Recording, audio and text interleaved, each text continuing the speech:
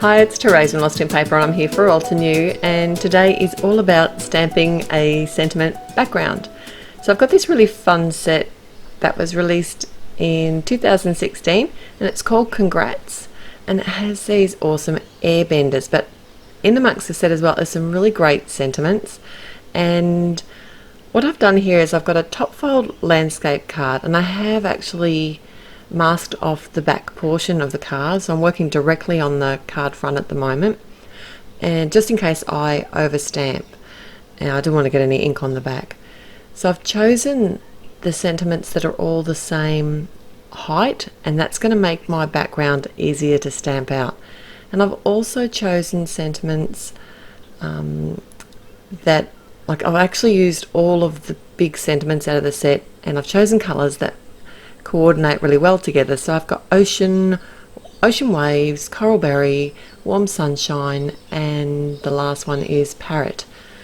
As I'm stamping, I'm making sure that I'm spreading out the colours evenly. I'm stamping off the edge of the card, and that I'm actually spreading out the words too, so I'm trying not to stamp the same word in the same colour beside each other. The images, I am going to use some of these airbender images because I think they're funny. I'm going to stamp out 3 because things do look better in odd numbers, and I've just chosen 3 different shapes. Stamped them. I did use some tuxedo black because I want to use my artist markers today and do some Copic colouring. And it does come with a coordinating 2 arms in the set, so you can actually up and down and have both arms up in the air, have both arms down, whatever you choose. So I actually did cut one of these just so I could face it the way that I wanted to. I don't know that I actually needed to. I probably could have flipped it around, but anyway, that's what I did, and I can always join it back together and stamp it the way it's normally stamped. It's not a problem.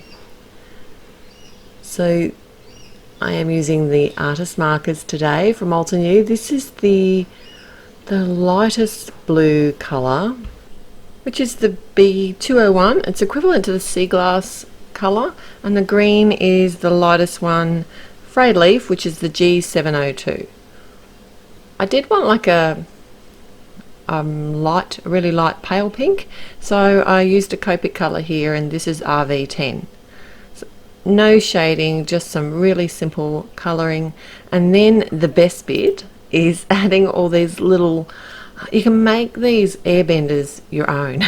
So there's lots of little things that you can add. So I'm adding some hair to them, the eyes on each of them. I'm just using some jet black ink here, and also there's lots of different mouths to choose from. So I did decide to go with 3 different ones, but you can actually like leave all of this off. You can put as much as you want on. You could draw stripes on these. They are really heaps of fun, and it's a really easy card. This card came together really quickly.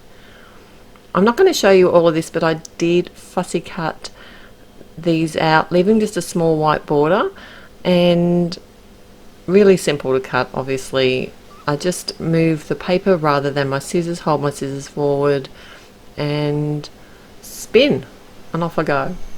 So once I've got all of those cut out, I did pop them up on the front of my card. I'm just using some foam squares here, and I have popped them all up at the same height and hanging the edges over the base of the card at the moment until I get the placement right.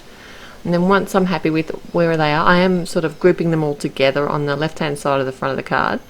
I can just simply flip my card over and cut off the excess, and I like to use a nice long straight pair of sharp scissors for this, and that way it ends up evenly cut off the front of the card. So if I had been thinking, I probably would have stamped the eyes and the mouth images before I coloured them in with Copics, but I wasn't. So I just did decide to come back in with my white gel pen and colour the mouths in. That's my finished card for today. Thanks for joining me. I've had heaps of fun. I'll be back again real soon. Till next time, happy paper crafting. Bye.